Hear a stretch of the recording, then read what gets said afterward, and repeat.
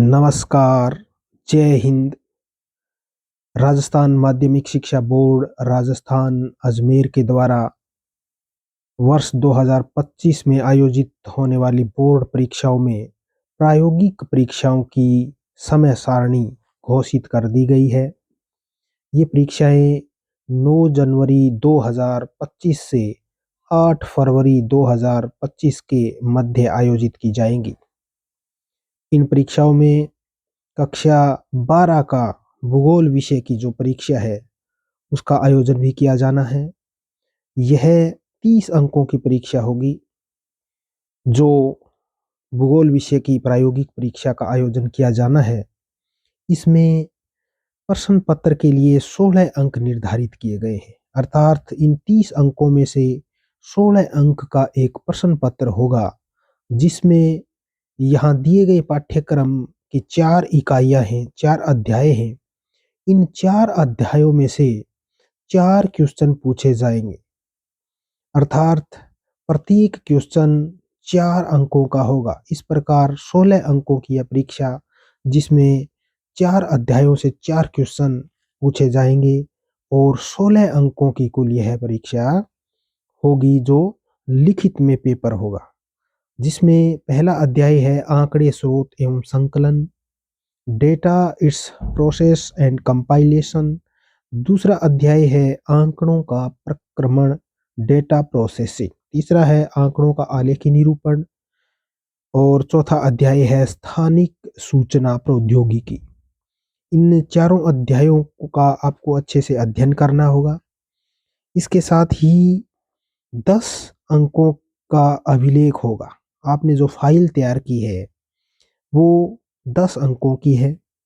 अगर आपकी फाइल अच्छे से साफ सुथरे तरीके से आपने तैयार की है तो उसके आपको 10 अंक मिलेंगे। और वाइवा जो मौखिक परीक्षा होगी वो 4 अंकों की होगी। तो इस प्रकार यह परीक्षा, जिसमें 16 अंकों का लिखित का पेपर होगा और 10 अंकों की आपकी फाइल या अभिलेख है और 4 अंकों की आपका वाइवा होगा, और इस प्रकार कुल मिलाकर के 30 अंकों का यह पूरा जो भूगोल प्रायोगिक है परीक्षा होगी। तो विद्यार्थियों, इस परीक्षा के लिए हम बिंदुवार अध्ययन करेंगे। तो सबसे पहले जो अध्याय 1 है, जिसमें आंकड़े, स्रोत एवं संकलन है, इसका अध्ययन हम इस क्लास में करेंगे, ताकि आप आंकड़ों, उनके संग्रहण की विधियों के बारे में अवगत हो सको।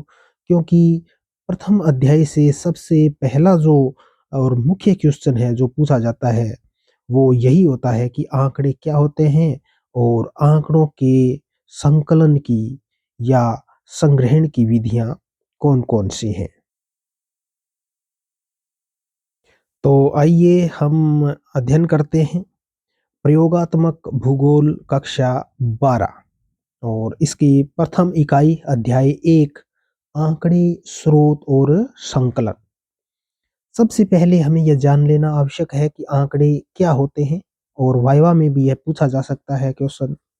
आंकड़े विद्यार्थियों वह संख्यात्मक सूचना है जो यथार्थ विश्व के मापन को प्रदर्शित करती है। उदाहरण के लिए हम समाचारों में सुनते हैं या न्यूज़पेपर पढ़ते हैं, उनमें विभिन्न शहरों के तापमान के बारे में बताया जाता है, शेयर बाजार की खबरें होती हैं, विभिन्न कृषि फसलों के भाव होते हैं या अन्य इस प्रकार की सूचनाएं जो हमें प्रदान की जाती हैं आंकड़ों के रूप में। तो इस प्रकार आंकड़े एक तरह से संख्यात्मक या मात्रात्मक सूचना होती है, जो किसी भी घटना या परिघटना का विश्लेषण करने में हमारी मदद करती है। तो इस प्रकार आप ये बता सकते हैं कि आंकड़े संख्यात्मक सूचना है जो यथार्थ विश्व के मापन का प्रदर्शन करती है। इसके बाद में ये प्रश्न उठना स्वाभाविक है कि आंकड़ों की आवश्यकता क्यों होती है। आंकड़े पृथ्वी पर विभिन्न परिघटनाओं की व्याख्या मात्रात्मक रूप से करने के लिए आवश्यक होते हैं। जैसे किसी देश की जनसंख्या है, उसके बारे में हमें पता करना होता है, उसके लिए हम जनगणना करवाते हैं। जनसंख्या घनत्व का उससे पता चलता है, साक्षरता और जो धार्मिक संगठन है, लोगों का व्यवसाय है, उसके बारे में उसे सूचनाएँ मिलती हैं। या यातायात से संबंधित जो आंकड़े हैं, तो इन आंकड़ों की आवश्यकता हमें दैनिक जीवन में बहुत अधिक रहती है, क्योंकि इन्हीं आंकड़ों की सहायता से हम अपने जीवन को और अपनी व्यवस्थाओं को तार्किक बना सकते हैं और सही तरीके से व्यवस्थित कर सकते हैं। इसके लिए हमें आंकड़ों की आवश्यकता होती है। आंकड़ों का प्रस्तुतिकरण आंकड़ों का प्रस्तुतिकरण कैसे करें? आंकड़ों का प्रस्तुतिकरण विभिन्न चरों और इकाइयों के बीच संबंधों की व्याख्या, गुणात्मक से मात्रात्मक विश्लेषण में स्थानांतरण के लिए आंकड़ों का व्यवस्थित प्रस्तुतिकरण महत्वपूर्ण है। अर्थात यदि हमें विभिन्न इकाइयों के बीच में तुलना करनी है, उनके गुणात्मक स्वरूप से उनका मात्रात्मक स्वरूप में स्थानांतरण करना है, तो आंकड़ों का जो व्यवस्थित प्रस्तुतिकरण है, वो बहुत अधिक महत्वपूर्ण है। आंकड़ों का जो संगठन होता है, उनका सारणीयन, क्रमबद्धता और उनकी परिशुद्धता जो है वो सबसे महत्वपूर्ण भूमिका निभाता है। विद्यार्थियों अब प्रश्न ये पूछ सकते हैं कि आंकड़ों के स्रोत कौन-कौन से हैं? अर्थात किन स्रोतों के माध्यम से हम आंकड़े एकत्र कर सकते हैं? यह एक महत्वपूर्ण प्रश्न भी है और परीक्षा में पूछा भी जा सकता है कि आंकड़े क्या हैं और आंकड़ों के स्रोत कौन-कौन से हैं या किन स्रोतों के माध्यम से हम आंकड़ों को प्राप्त कर सकते हैं। तो आइए अब हम देखते हैं आंकड़ों के स्रोत। आंकड़ों के 2 स्रोत होते हैं, प्राथमिक आंकड़े और द्वितीयक आंकड़े। अर्थात आंकड़े यहाँ पर 2 प्रकार से एकत्र किए जाते हैं, जिसमें व्यक्ति सबसे पहले प्रथम बार व्यक्ति या संस्था या व्यक्तियों का कोई समूह है, जब व्यक्तिगत रूप से क्षेत्र में जाकर के आंकड़े प्राप्त करते हैं, तो उनको हम प्राथमिक आंकड़े कहते हैं। अर्थात इसमें उस व्यक्ति या व्यक्ति समूह को प्रत्यक्ष रूप से उस क्षेत्र में जाकर के और व्यक्तिगत प्रयासों से वो आंकड़े एकत्र करने होते हैं। तो प्राथमिक जो आंकड़े प्राप्त करने के साधन कौन-कौन से? अर्थात प्रत्यक्ष रूप से जब व्यक्ति क्षेत्र में उतरता है और वहाँ जाकर के किस तरह से आंकड़े एकत्र कर सकता है, तो उसके विद्यार्थियों यहाँ पर 3 महत्वपूर्ण साधन बताए गए हैं। तो वो 3 साधन कौन-कौन से हैं? प्राथमिक आंकड़ों को प्राप्त करने का सबसे पहला जो साधन है, वो है व्यक्तिगत प्रेक्षण। व्यक्तिगत प्रेक्षण अर्थात इंडिविजुअल ऑब्जर्वेशन, अवलोकन क्षेत्र में प्रत्यक्ष प्रेक्षण द्वारा एकत्र किए जाते हैं। यानी व्यक्तिगत प्रेक्षण का मतलब है कि कोई व्यक्ति या व्यक्तियों का कोई समूह है या कोई संस्था या संगठन जब उस क्षेत्र में जाकर के व्यक्तिगत रूप से प्रत्यक्ष रूप से उनका अवलोकन करता है, तो वो व्यक्तिगत प्रेक्षण कहलाता है। जैसे हम यहाँ प्रति 10 वर्ष के पश्चात हमारे देश की जनसंख्या को जानने के लिए कि वह जनसंख्या कितनी है, ज़्यादा हुई है, कितनी प्रतिशत ज़्यादा हुई है, उसमें विभिन्न वर्गों का प्रतिशत क्या है और शहरों में कितनी जनसंख्या है, गाँव में कितनी जनसंख्या है। इस प्रकार के आंकड़े प्राप्त करने के लिए जब हमारे जो कार्मिक होते हैं वो मैदान में उतरते हैं, गाँव-गाँव, शहर-शहर में जाते हैं, तो वो प्रत्यक्ष रूप से उस क्षेत्र में अवलोकन करते हैं, जनगणना। तो यह भी एक व्यक्तिगत प्रेक्षण का उदाहरण है, जनगणना। दूसरी विधि है इसकी साक्षात्कार। साक्षात्कार जिसे हम अंग्रेजी में इंटरव्यू कहते हैं। साक्षात्कार के अंतर्गत जो शोधकर्ता होता है अर्थात जो आंकड़े प्राप्त करना चाहता है, वह उत्तरदाता के बीच प्रत्यक्ष संवाद स्थापित करता है। अर्थात जो आंकड़े प्राप्त करता है, वो आंकड़े का जो स्रोत है, जिनसे सूचनाएँ प्राप्त होनी है, उसके साथ प्रत्यक्ष रूप से आमने-सामने बात करता है। और यह साक्षात्कार एक बहुत ही महत्वपूर्ण विधि है प्राथमिक आंकड़े प्राप्त करने की, क्योंकि इससे जो आंकड़े प्राप्त होते हैं, वो शुद्ध रूप से प्राप्त होते हैं। हालाँकि इसमें मेहनत ज़्यादा लगती है, लेकिन शुद्ध आंकड़े प्राप्त होते हैं और इसके लिए कुछ सावधानियाँ भी बहुत ज़रूरी है। तो साक्षात्कार करने के लिए कौन-कौन सी सावधानियाँ रखनी चाहिए, वो हमें ध्यान में रखना है। तो एक तो साक्षात्कार लेने से पहले हमें उन लोगों की सूची तैयार कर लेनी चाहिए, जिन लोगों से हमें साक्षात्कार लेना है। इसके बाद में सर्वेक्षणकर्ता का जो उद्देश्य है सर्वेक्षण का, वो स्पष्ट होना चाहिए कि हम जो आंकड़े जुटा रहे हैं, वो किस उद्देश्य के लिए जुटा रहे हैं। तो पहले से ही हम उसकी फॉर्मेटिंग करके रखेंगे कि हम जो साक्षात्कार में प्रश्न पूछेंगे, तो उनसे जो-जो डेटा प्राप्त होंगे, तो उससे हमारा जो उद्देश्य है उस आंकड़ों के संग्रहण का, वो पूरा हो रहा है कि नहीं, तो वो स्पष्ट होना चाहिए। तीसरी महत्वपूर्ण बात ये है कि जो प्रश्न हम पूछते हैं साक्षात्कार में, तो वो संवेदनशील प्रश्न होने चाहिए। यानी ऐसे प्रश्न नहीं होने चाहिए जिससे कि जो उत्तरदाता है, उसको कोई ठेस पहुँचे या उसकी कोई गोपनीयता भंग हो। तो इसका भी हमें ध्यान रखना आवश्यक है। इसके अलावा अनुकूल वातावरण होना चाहिए। जब भी हम साक्षात्कार ले रहे हैं, तो जो उत्तरदाता है, उसको पहले हमें सहज बना देना होगा और वातावरण को बहुत ही सहज और सरस बना देना होगा ताकि उसमें कोई झिझक न रहे उत्तरदाता में और वो बेझिझक जो है वो अपनी बात या आंकड़े जो हम चाहते हैं वो प्राप्त कर सके। प्रश्न जो हम पूछ रहे हैं इंटरव्यू के दौरान, तो उन प्रश्नों की भाषा भी बहुत ही सहज और सरल होनी आवश्यक है। तो यह भी साक्षात्कार की एक महत्वपूर्ण सावधानी है। ठेस पहुँचाने वाले कोई प्रश्न नहीं होने चाहिए और अंत में हमें यह भी ध्यान में रखना चाहिए कि जिससे हमने इतने सारे डेटा प्राप्त किए हैं, उसको अंत में हमें धन्यवाद या थैंक यू भी कहना चाहिए। तो इस प्रकार प्राथमिक आंकड़े प्राप्त करने की जो पहली अ, विधि या साधन था, वो था व्यक्तिगत प्रेक्षण। दूसरी विधि यहाँ पर है साक्षात्कार और तीसरी महत्वपूर्ण विधि विधि है प्रश्नावली या अनुसूची। प्रश्नावली और अनुसूची।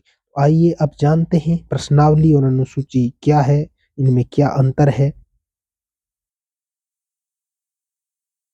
विद्यार्थियों, प्रश्नावली विधि में प्रश्न व उत्तर एक सादे कागज पर लिखे होते हैं। इसमें उत्तरदाता को दिए गए विकल्पों में से स्वयं किसी एक विकल्प का चयन करना होता है। यानी कि जिस भी विभाग से संबंधित हम आंकड़े प्राप्त कर रहे हैं, जैसे मान लीजिए हम जनगणना के आंकड़े प्राप्त कर रहे हैं, तो उसमें हमारे उसमें क्वेश्चन होते हैं, प्रश्नावली होती है। इसमें विभिन्न विकल्प होते हैं और उन विकल्पों में से एक प्रश्न के जो 2 या 2 से अधिक विकल्प होते हैं, तो उनमें से एक विकल्प का चयन करना होता है उत्तर देने वाले व्यक्ति को। तो ये होता है। इस प्रश्नावली के अंतर्गत क्या होता है कि प्रश्नावली में जो उत्तरदाता है वह स्वयं विकल्पों का चयन करता है। यानी प्रश्नावली जो है वो वह स्वयं भरता है और इसका गुण भी है कि इससे हम विवृतांत प्रश्नों से विचार एकत्र किए जा सकते हैं और बहुत बड़े क्षेत्र के लिए यह बहुत ही उपयोगी है। जैसे प्रश्नावली है, वो हम डाक के द्वारा भी भेज सकते हैं, जिनसे हम आंकड़े प्राप्त करना चाहते हैं। तो एक बहुत बड़े क्षेत्र के लोगों के पास हम अपने प्रश्नों को भेज सकते हैं और उस उनसे हम आंकड़े प्राप्त कर सकते हैं। तो यह विस्तृत क्षेत्र के डेटा प्राप्त करने के लिए बहुत ही उपयोगी विधि है प्रश्नावली विधि। दूरवर्ती क्षेत्रों से डेटा प्राप्त कर सकते हैं, लेकिन इसकी एक सीमा भी है, यानी इसका एक दोष भी है कि इस विधि में केवल शिक्षित लोग ही सूचना दे सकते हैं।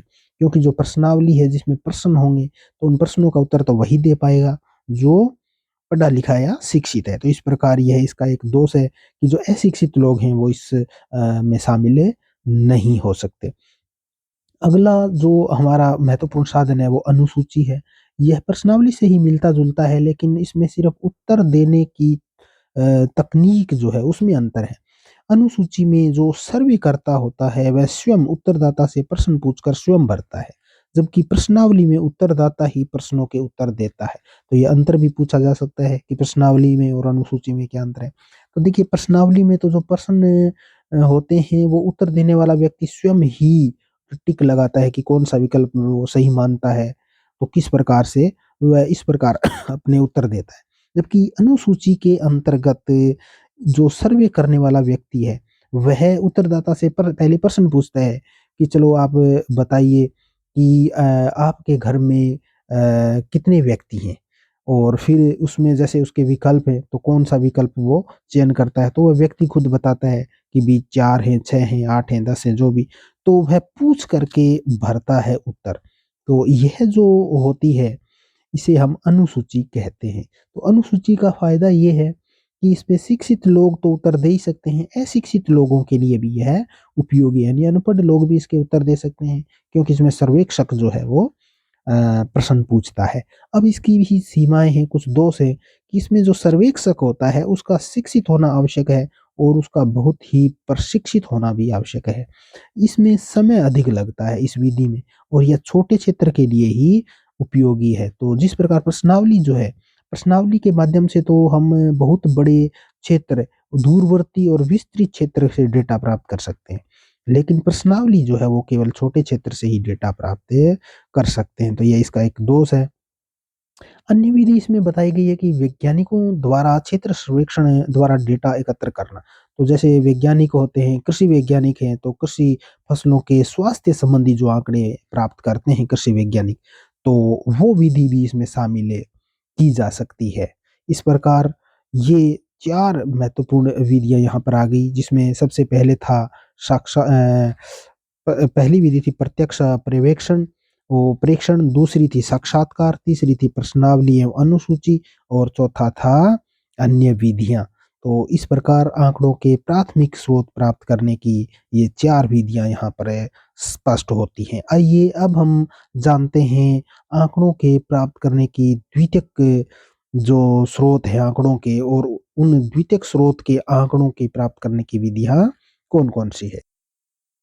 तो विद्यार्थियों पहले तो हमें ये पता होना चाहिए कि प्राथमिक आंकड़ों और द्वितीयक आंकड़ों में क्या अंतर है। प्राथमिक आंकड़े जो हैं वो क्षेत्र में प्रत्यक्ष जाकर के प्राप्त किए जाते हैं, यानी प्रत्यक्ष सर्वे से प्राप्त किए जाते हैं। जबकि द्वितीयक आंकड़े जो होते हैं वो किसी भी संस्था के द्वारा प्रकाशित या अप्रकाशित स्रोतों के माध्यम से एकत्र किए जाते हैं। तो ये इसमें महत्वपूर्ण अंतर है। अब इसके प्रकाशित और अप्रकाशित स्रोत कौन-कौन से हैं द्वितीयक आंकड़ों के प्राप्त करने के, ये हमें जानना है। तो प्रकाशित स्रोत कौन से हैं जिनको हम पब्लिश सोर्स कहते हैं। इनमें पहला है सरकारी प्रकाशन। देखिए प्रकाशित स्रोत और अप्रकाशित स्रोत दोनों में ही सरकारी प्रकाशन आएगा। लेकिन इसमें अंतर क्या है, देखिए प्रकाशित जो स्रोत है सरकारी प्रकाशन, इसके अंतर्गत विभिन्न मंत्रालय आते हैं, यानी जो भारत सरकार है या विभिन्न राज्यों की जो सरकारें हैं, उनके जो सभी मंत्रालय होते हैं या सरकार के विभाग होते हैं, या जैसे महापंजीयक कार्यालय है या नेशनल सैंपल सर्वे ऑर्गेनाइजेशन है एनएसएसओ, या मौसम विभाग की रिपोर्टें हैं। तो ये सारी रिपोर्टें जो कि सरकारी तंत्र के द्वारा एकत्र की जाती हैं और उनके द्वारा ही उनका प्रकाशन किया जाता है। इसलिए इसको हम सरकारी प्रकाशन कहते हैं। सरकार के जितने भी संगठन, संस्थाएँ और अभिकरण हैं, वो जब डेटा प्राप्त करते हैं और उन रिपोर्ट को प्रकाशित करते हैं, तो वो आंकड़ों के द्वितीयक स्रोत हो जाते हैं सरकारी प्रकाशन के। अब इसका दूसरा जो स्रोत है वो है अर्ध सरकारी प्रकाशन। अर्ध सरकारी प्रकाशन के अंतर्गत नगर निगम, नगर परिषद और नगर विकास प्राधिकरणों की सूचनाएं शामिल होती हैं। तीसरा इसका महत्वपूर्ण साधन है अंतर्राष्ट्रीय प्रकाशन। अंतर्राष्ट्रीय प्रकाशन का तात्पर्य है कि बहुत सारे देशों के लिए जो संगठन बने हुए हैं, जिसमें कुछ प्रादेशिक राजनीतिक कुछ आर्थिक संगठन हैं, तो उन संगठनों के द्वारा जो रिपोर्टें दी जाती हैं, लेकिन मुख्य रूप से कौन-सा है यहाँ पर सरकारी प्रकाशनों की बात कर रहे हैं। तो अंतर्राष्ट्रीय प्रकाशन जो होते हैं, इनमें यूएनओ के विभिन्न अभिकरण शामिल होते हैं। यानी हमारा जो यूएनओ है, संयुक्त राष्ट्र संघ है, उसकी विभिन्न अभिकरण होते हैं, जैसे डब्ल्यूएचओ विश्व सेवा स्वास्थ्य संगठन है, यूनेस्को है और यूनेप है, यूनाइटेड नेशन एनवायरनमेंट प्रोग्राम। तो इस प्रकार के ये संगठन जो है वो अंतर्राष्ट्रीय प्रकाशन कहलाते हैं, जो आंकड़े विभिन्न देशों को प्रदान करते हैं। जिस प्रकार से मानव विकास रिपोर्ट है उसका प्रकाशन किया जाता है, तो मानव विकास रिपोर्ट का जो प्रकाशन किया जाता है, तो वह भी एक अंतर्राष्ट्रीय प्रकाशन में शामिल होता है। अब हम आते हैं निजी प्रकाशन के अंतर्गत। निजी प्रकाशन के अंतर्गत आते हैं विभिन्न प्रकार के समाचार पत्र और निजी संस्थाएँ। ये सारे निजी प्रकाशन में आते हैं। इलेक्ट्रॉनिक जो साधन होता है वो तो बहुत ही महत्वपूर्ण है। आज के युग में इंटरनेट के माध्यम से सूचनाओं को प्रकाशित किया जाता है। अब हम आ जाते हैं विद्यार्थियों द्वितीयक आंकड़ों के प्राप्त करने के अप्रकाशित स्रोत। तो अप्रकाशित स्रोत के बारे में जानते हैं। अप्रकाशित स्रोत वो होते हैं जो आंकड़े एकत्र तो कर लिए जाते हैं लेकिन पूरे जन समूह के लिए, जनता के लिए, पब्लिक के लिए उनको प्रकाशित नहीं किया जाता। हाँ, पब्लिक जब चाहे उनसे वहां से आंकड़े प्राप्त करने की एक विधि होती है, वहां से वो आंकड़े प्राप्त कर सकती है। तो ये अप्रकाशित स्रोत जो है वो कौन कौन से हैं? तो अप्रकाशित स्रोत में सरकारी स्रोत कौन से हैं? जैसे प्रकाशित स्रोत में भी सरकारी स्रोत आया था, तो उसमें तो ये था कि सरकारें खुद ही आंकड़े प्रदर्शित कर देती हैं। जैसे उन्होंने जनगणना कराई और फिर जनगणना के आंकड़े सारी जनता के लिए उन्होंने सामने रख दिए कि ये है। तो इस प्रकार वो प्रकाशित स्रोत हो गए। लेकिन कुछ ऐसे आंकड़े होते हैं कि सरकार ने सर्वे तो कराया, लेकिन वो आंकड़े उन्होंने पब्लिश नहीं किए सारी जनता के लिए, अपने पास रख लिए, वो अप्रकाशित स्रोत है। हाँ, उसको हम एक विधिवत प्रक्रिया से वो आंकड़े हम प्राप्त करते हैं, तो वो द्वितीयक आंकड़े कहलाते हैं। तो ये जो सरकारी प्रलेख होते हैं विभिन्न प्रकार के, जो अप्रकाशित रूप में अनुरक्षित रखे जाते हैं यानी सुरक्षित रखे जाते हैं। जैसे पटवारी होता है गाँव में, और पटवारी के द्वारा पूरे गाँव का राजस्व रिकॉर्ड रखा जाता है कि किसके पास किस प्रकार की भूमि है, कितनी-कितनी भूमि है, और ये जो रिकॉर्ड होता है, ये सरकार का होता है, उसके द्वारा सर्वे किया गया होता है। लेकिन इसको जो है वो पब्लिश नहीं किया जाता, बल्कि ये पटवारी के पास संधारित रहता है। लेकिन जब कोई व्यक्ति चाहे तो जा करके जो है वो अपनी भूमि का रिकॉर्ड वहाँ से प्राप्त कर सकता है, जिसकी एक प्रक्रिया होती है। तो इस प्रकार जो राजस्व रिकॉर्ड है वह एक अप्रकाशित सरकारी रिकॉर्ड है।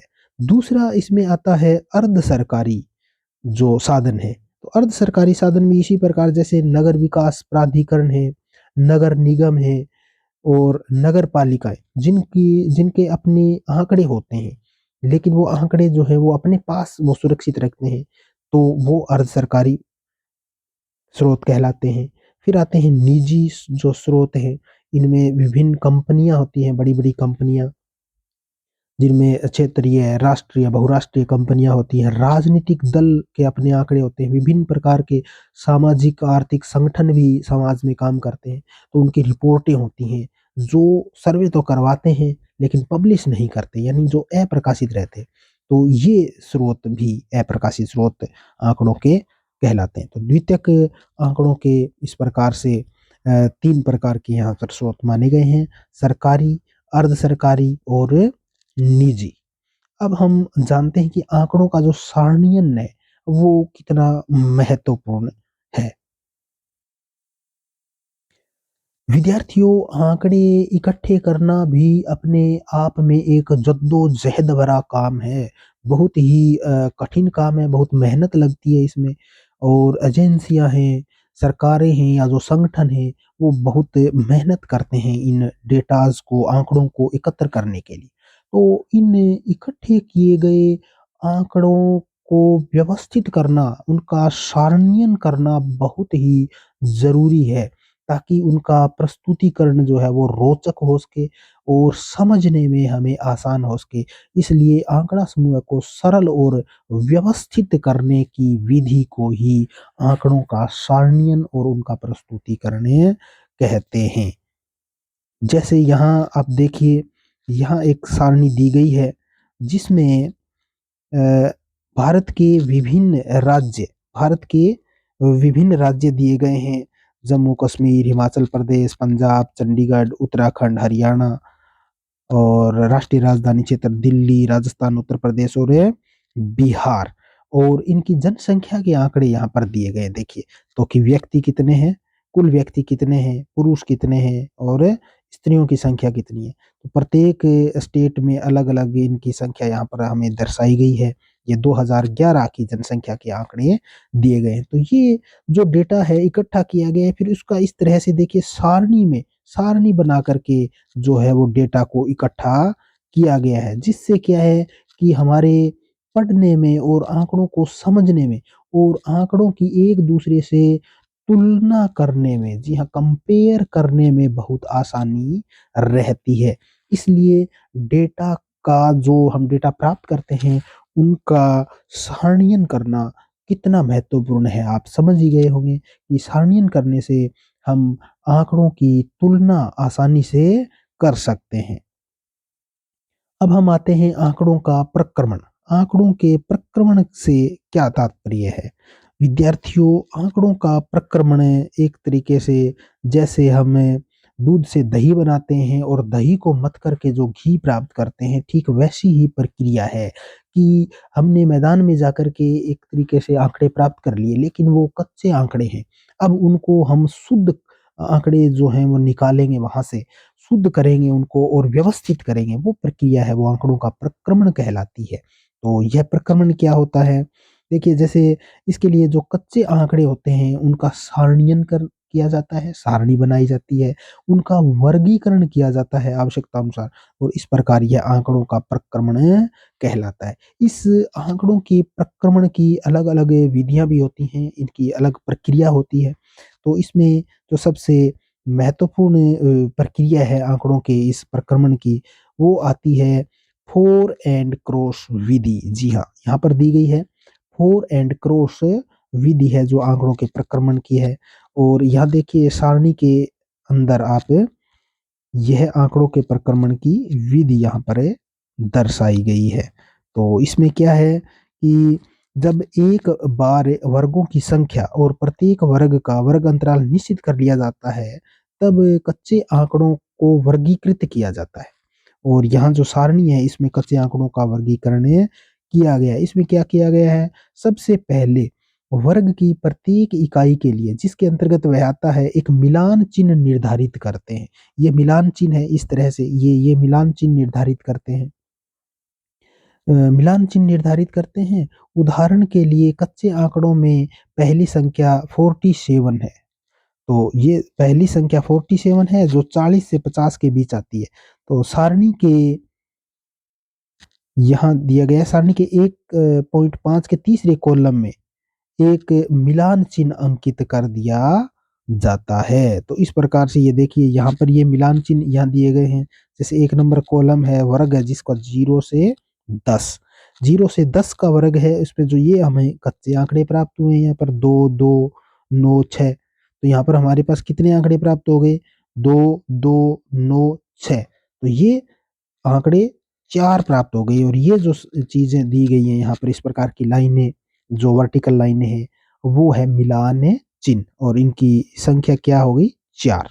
इसी प्रकार आगे हम देखेंगे, जैसे दूसरे जो पंक्ति है 10 से 20 की, तो 10 से 20 वाली में देखिए 10, 15, 18, 12 और 17, यानी 5 आंकड़े यहाँ पर दिए गए हैं, 5 व्यक्तियों की संख्या। तो इसको हम करेंगे 1, 2, 3, 4, और एक लाइन को हम इस तरह से मिला देंगे। तो ये हो गया 5, 1, 2, 3, 4 और 5। तो इस प्रकार यह विधि जो है, जिसको फोर एंड क्रॉस विधि के नाम से भी जानते हैं, इसके बारे में भी हमें जानना चाहिए। प्रश्न पूछा भी जा सकता है कि फोर एंड क्रॉस विधि क्या है। इसके बाद हम आ जाते हैं आवर्ती वितरण पर। आवर्ती फ्रीक्वेंसी के बारे में हमने पढ़ा है कि जब हम आंकड़े प्राप्त करते हैं तो उन आंकड़ों की कई बार बार बार पुनरावृत्ति हो जाती है, और वह पुनरावृत्ति ही आवर्ती कहलाती है। यह दो प्रकार की होती है। यहाँ पर देखिए, एक साधारण आवर्ती है। साधारण आवर्ती जिसको हम एफ के माध्यम से व्यक्त करते हैं, एफ यानी फ्रीक्वेंसी के माध्यम से व्यक्त करते हैं। दूसरी यहाँ पर है संचयी आवर्ती। संचयी आवर्ती है जिसको हम सी एफ कहते हैं, सी एफ, कम्युलेटिव फ्रीक्वेंसी। तो इस प्रकार यह संचयी आवर्ती, दो प्रकार की आवर्तियां हैं। संचयी आवर्ती जो है उसको प्राप्त करने की यहाँ पर विधियां दी गई हैं। दो विधियां हमारी पुस्तक में दी गई है संचयी आवर्ती की। और सबसे पहली जो विधि है यहाँ पर जिसका नाम है अपवर्ती विधि। अपवर्ती विधि, तो अपवर्ती विधि है जो पहले वाले वर्ग की उच्च सीमा अगले वाले वर्ग की निम्न सीमा होती है। तो ये हमें ध्यान रखना है।